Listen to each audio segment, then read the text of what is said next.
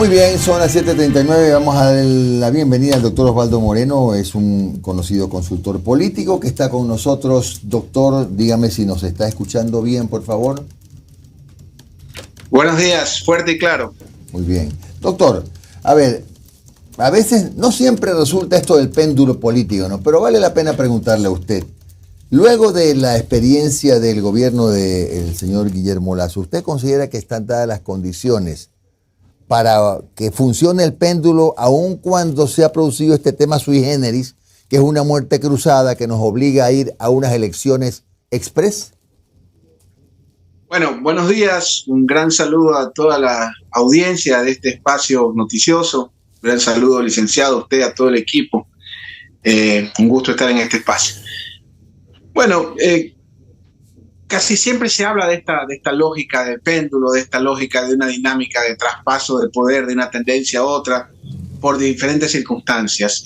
No suele ser una regla, no está en piedra, porque cada momento de cada país, cada elección tiene un escenario distinto a lo que puede suceder, ¿no? Primero que esta es una elección muy atípica, donde hay diferentes agendas a las que había en el 21. Por ponerle un ejemplo, Lasso recibe el país con 12 muertes violentas por cada 100.000 habitantes, si no me equivoco, o una cifra parecida, pero sobre todo Guayaquil, al primer año de su gestión, se ubica entre las 50 ciudades más violentas del mundo, y al segundo año de su gestión se ubica entre las 24. Si seguimos esa secuencia macabra, no quiero ni pensar cómo va a estar Guayaquil en esa escala. Entonces eso hace, por ejemplo, que un tema en la agenda sea la seguridad, por poner un ejemplo. Entonces una elección no solo depende obviamente de este curso y recursos que estudiamos en la ciencia política, sino de muchísimos factores. Por ejemplo, el tema económico creo que es muy importante. El tema de la migración es extremadamente importante. Ecuador está, por ejemplo, en Argentina en el 2022 salieron 60.000 personas, que es un país con el triple de población, un poco más y con más extensión territorial. En Ecuador salieron 100.000 formalmente. Dicen que, no tengo los datos lamentablemente, pero aproximadamente por las vías informales, por el Darién, por México, etcétera, es una cifra similar. Entonces el escenario que vive el país nos da para una situación bastante complicada. Por ejemplo, yo recuerdo, ahora estamos trabajando en Colombia, por ejemplo, Cali, que es una ciudad muy parecida a Guayaquil, con los mismos habitantes, casi se llama Santiago de Cali. Cali está ubicada entre las 24 ciudades más violentas del planeta. Justo ahora estaban discutiendo una mejora, entre comillas, porque ahora están entre las 35. Nosotros ocupamos su lugar número 24. Yo recuerdo en la elección pasada también, y en estos espacios lo conversábamos, entre otros, es que la discusión va a ser solo la pandemia y todo va a ser digital. Bueno, cuando investigábamos, y le hablo en 3 países en simultáneo que estábamos trabajando, en Honduras, en República Dominicana, Panamá y el Ecuador, nosotros creíamos, bueno, la opinión pública piensa que es el COVID, y cuando hacíamos la investigación, a pesar de lo que estaba viviendo la sociedad, el COVID no era lo más relevante, sino cómo me alimento aquí encerrado. Entonces, para eso es importante la investigación, para eso es importante tener parámetros. Otro tema, que esto a mí me da pena a los pobres políticos, cómo gastan millones en trolls, en software mágicos, es que todo iba a ser digital. Entonces, cuando nosotros investigamos, le hablo en pandemia, que fue el pico digital, prácticamente solo el referente, que eran los niños de las escuelas públicas en Panamá, en República Dominicana, en Honduras y en el Ecuador, casi el 50% de los niños de la red pública no pudo estudiar porque no tenía aparato, porque no tenía conectividad, claro, o ambas cosas. Ni le cuento las zonas rurales. Claro. Entonces, poder determinar que está en piedra, que se viene un cambio de tendencia por determinado orden cronológico, claro, no creo que es la vía más expedita, pero obviamente es un factor que incide. Claro. Doctor, ¿y usted cree, como también se ha especulado, que dada la velocidad con la que se van a tener que realizar todos los procesos, va a ser una campaña fundamentalmente, esta vez sí, digital? ¿Fundamentalmente digital? No. A ver, yo lo sigo diciendo, 20 años en ejercicio, lo he escrito incluso lo podemos sustentar. Yo estoy convencido en este momento que sigo pensando que las redes sociales generan más divorcios que votos. Ahora, de lo que usted no puede prescindir, que no es lo mismo y la gente no lo tiene claro, porque me da pena a los pobres políticos, las redes están en los teléfonos de todos los políticos, pero no de toda la gente. Lo que sí usted no puede prescindir es de la comunicación política digital, que es otra cosa, de lo cual las redes sociales es parte, ¿sí? Que ese es el gran problema. El problema de los candidatos es que hacen accesoria a su candidatura y la campaña a las redes, cuando es al revés. Entonces, usted no puede prescindir de la comunicación política digital, que engloba entre varias cosas las redes. Del mismo modo que usted no puede prescindir, por ejemplo, de la radio. Son canales, son vehículos para efectos de difundir la materia prima de la comunicación, que es el mensaje. Me explico. Entonces sí, necesitamos una comunicación digital, pero esta pobre gente que gasta miles, me da pena, en trolls con un seguidor para aplaudirlos, eso es un tiro en el pie. Claro. ¿Sí? Entonces, ojo, hablemos de comunicación política digital, sí es necesaria, pero es tan, digamos, es un suicidio prescindir de esta comunicación política digital de la misma forma que prescindir de los medios tradicionales como la radio, por ejemplo, o prescindir de la televisión, aunque creo que la televisión, esto es interesantísimo, usted, bueno, tiene más tiempo en la comunicación que yo, pero, por ejemplo, cuando apareció la televisión a color, se pensó que la radio iba a desaparecer, pero al contrario, creo que el medio de comunicación tradicional que se ha adaptado mejor a los nuevos formatos digitales es la radio. Creo que la televisión como la conocimos va a desaparecer. Entonces hay una serie de aristas y factores que sirven en una campaña electoral. Ahora, que el tiempo es corto, sí, pero hay factores más importantes. Por ejemplo, estructura, aparato, músculo. La única fuerza que me da la impresión para este proceso que está preparado, que acaba de ganar todos los procesos a nivel nacional importantes en Guayaquil, en Quito, en Cuenca, en Manabí, etcétera, etcétera, es el correísmo. Y que tiene otra ventaja fundamental. Recordemos que durante en la primera etapa del correísmo, o por lo menos en la anterior, no hubo un solo administrador exitoso. Dígame usted un administrador exitoso local durante la etapa del correísmo. No tenían, digamos, ellos generan nostalgia desde la conducción nacional en sus electores. Pero no había pues un alcalde exitoso, digamos, que sea referente a la Revolución Ciudadana, ¿sí? Y esta elección les da la ventaja que en este caso, que han ocupado prácticamente todas las plazas grandes e importantes del país, es tan corto el tiempo que no les da el tiempo ni siquiera de probarse a sus administradores locales. Entonces yo siento que la fuerza que está preparada, que tiene la maquinaria, la estructura y que está lista es el correísmo. Y de ahí los indígenas. Y esto no porque me lo imagino o porque lo quisiera. Esto basado en los resultados electorales. Aquí lo que manda no es Twitter, con todo cariño al licenciado Jairala y al equipo, lo que ustedes y nosotros filosofamos en los medios, que es valioso, que es democracia, pero nosotros estamos perdidos en el sentido de que nada se equipara a los resultados electorales. Le voy a poner un ejemplo de dos mitos. Es que todo el mundo odia a la Asamblea. Bueno, la última vez que la Asamblea fue medida, que fue en la consulta popular, le sacó mayor diferencia a la que le sacó Lazo Arauz, casi 8 puntos. Es que todo el mundo odia al Consejo de Participación Ciudadana, no sirve para nada. Bueno, esa fue la pregunta que ganó el no con mayor contundencia, casi 17%.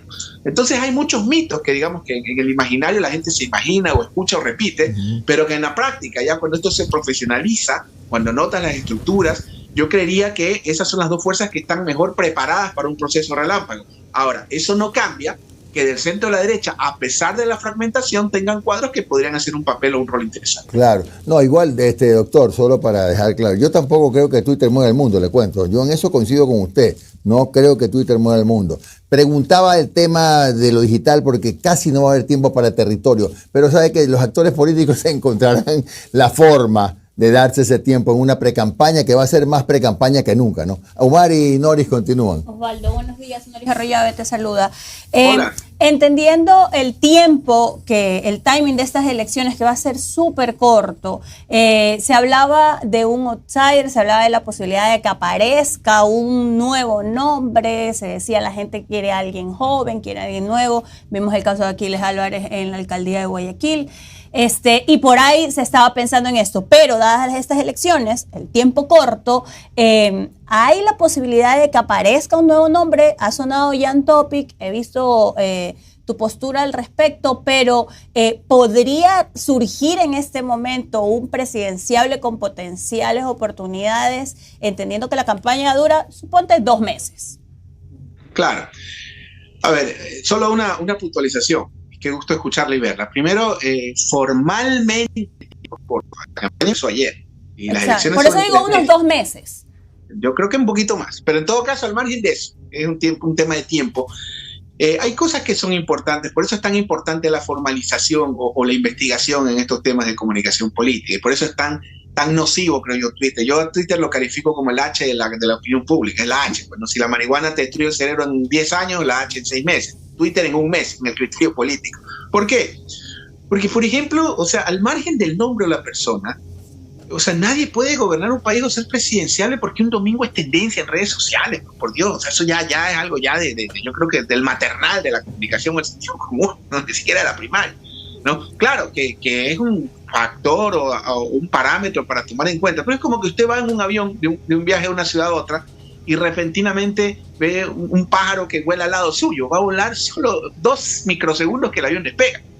Entonces, estos entusiasmos que se generan, sobre todo en la opinión pública, que lamentablemente cada vez está menos instruida, cada vez hay menos nivel, y bueno, no se trata tampoco de ser muy sabios, sino de tener criterio y tener un poco de experiencia y estudiar los procesos y la investigación. Es muy difícil.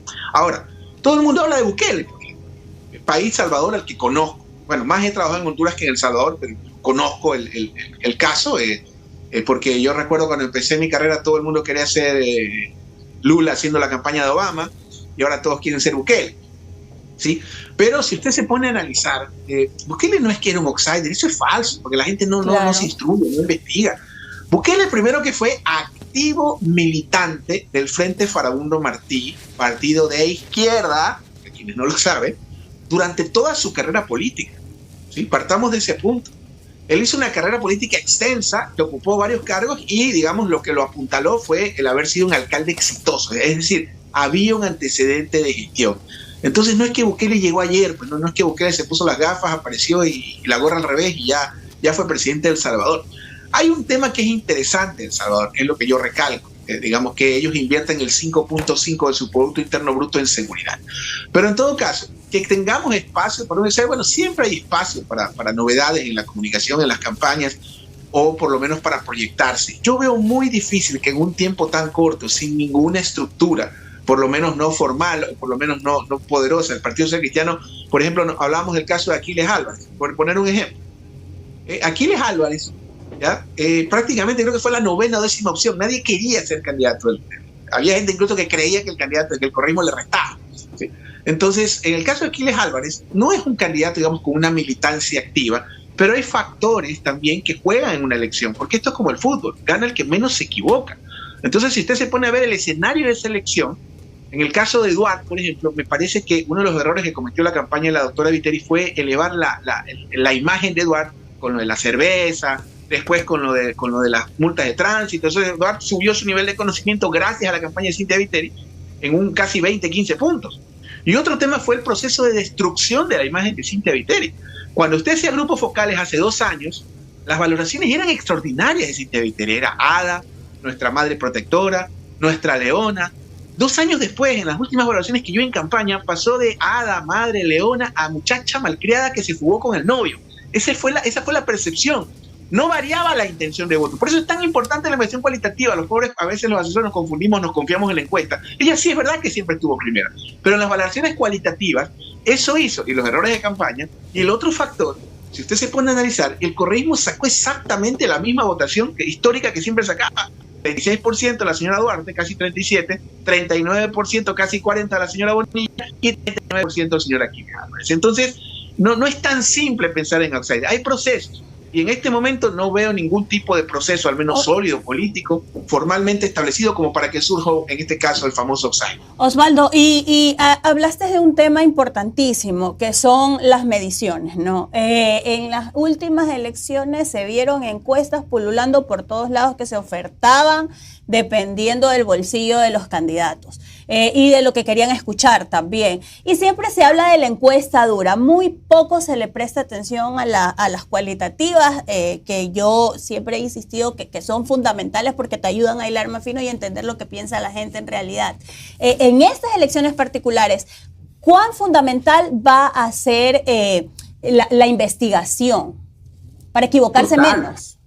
Total.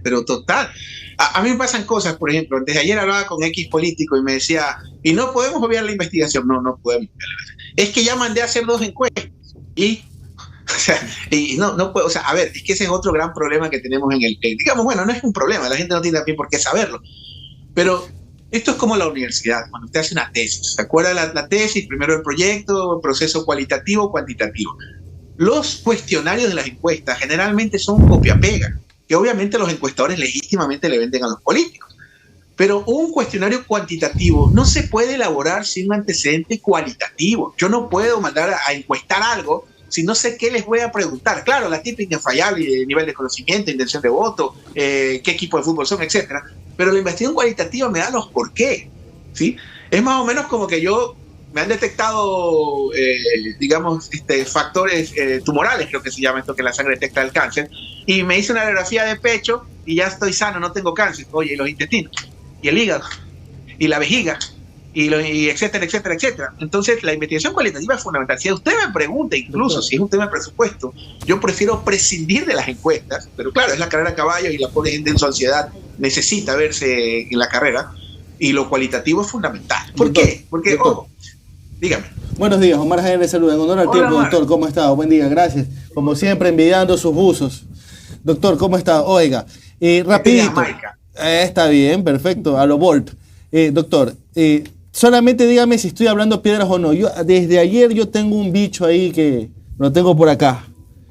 ¿Se puede repetir puede darse una reedición de la segunda vuelta en el 2021 en agosto? ¿O estoy muy loco en pensarlo? Un Andrés Arauz, Guillermo Lasso en balotaje. Sería divertido, o sea, fuera de cualquier cosa, sería súper divertido analizar un fenómeno de esa magnitud y encontrar los por qué. Lo veo complicado. Yo lo que veo es, del centro a la derecha, yo los veo muy fragmentados. Claro que no es novedad, pero sin duda Sonnenholzer es, digamos, no voy a decir lo mejorcito porque suena efectivo, pero creo que es lo mejor estructurado, ¿no? Siempre confundo a Vilma Andrade con Salgado. ¿Cuál es la de la idea? Vilma Andrade. Vilma Andrade. Escuchaba a Vilma Andrade y dijo algo interesante, la experiencia administrativa, que es el factor que ella veía en Sonnenholzer. Pero también tienes al hijo de Alvarito, ¿ya? Y este muchacho, perdón que lo trate de esa forma, porque es un chico joven, creo que la tiene clara.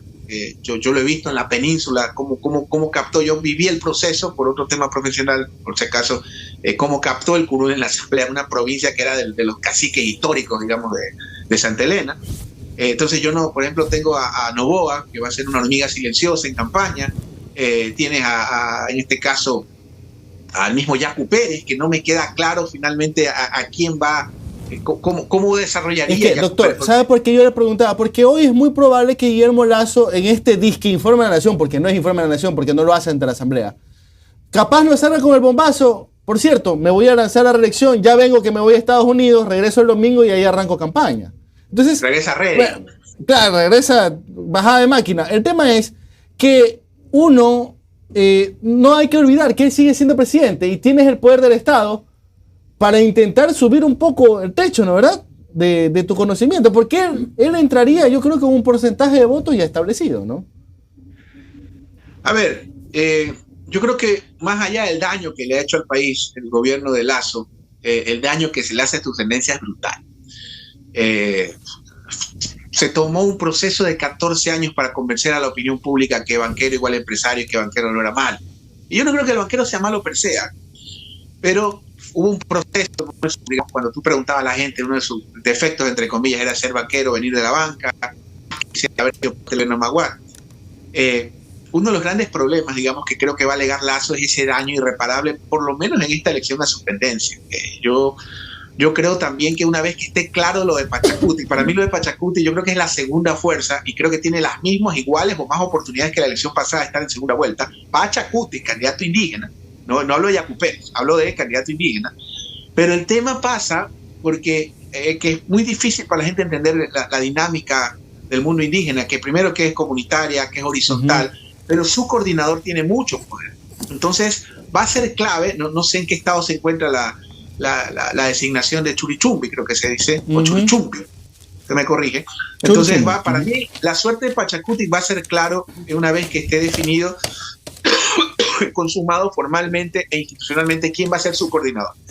Si es Cecilia Velázquez, que es una línea, es un escenario, y si es Churichumbi es otro.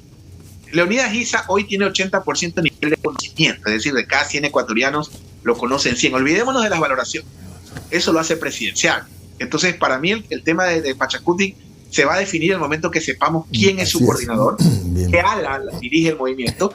Y segundo, también hay otros actores en el aire, por ejemplo, está el mismo movimiento Centro Democrático, que tiene una estructura también a nivel nacional, no sé qué postura vayan a tomar, entiendo que ahí está el licenciado, pero ahorita es periodista, no político.